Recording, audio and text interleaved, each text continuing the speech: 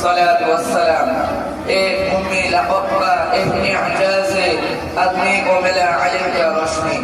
محترم صدر جلسہ و معزز السامعین، آج میرے تقریر کا موضوع مقام علم کی منور عنوان سے معنون ہے. سامعین محترم، علم اسلام کا بنیاد ہے. حضور اکرم صلی اللہ علیہ وسلم علم کو اسلام کا ستون قرار دیا ہے. علمی ہے جن کے ذریعہ انسان کو اپنے خالق اور مالک کو پہچانا اور اس پر حقائق و معارف کی ضمائر واضح ہوئی. سامعین مکرم، اسلام نے پڑھے لکھے اور بغیر پڑھے لکھے افراد کو تربیت فاصلہ کی ہے. اسلام علم رکھنے والے افراد کو خصوصی اہمیت دیتا ہے اور عالموں کو درجہ بلند کرتا ہے. چنانچہ ارشاد خداوندی ہے، قل هل يستوي الذين يعلمون والذين لا يعلمون.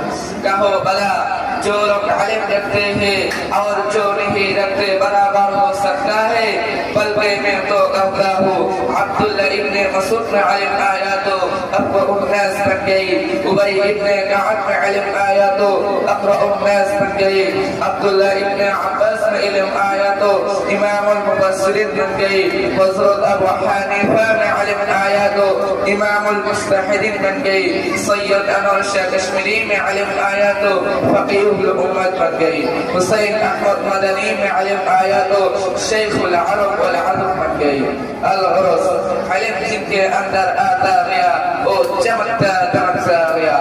ایک اللہ والا کا مقولہ ہے، جس آدمی میں علم نہیں وہ آدمی نہیں جانور ہے، اور جس خر میں علم والا نہیں وہ خر نہیں جانوروں کا ڈروا ہے، اور جس ملک میں علم کا رواج نہیں وہ ملک نہیں جانوروں کا جنگل ہے. حاضرین مجلس، میرے بات سن لیجیے کہ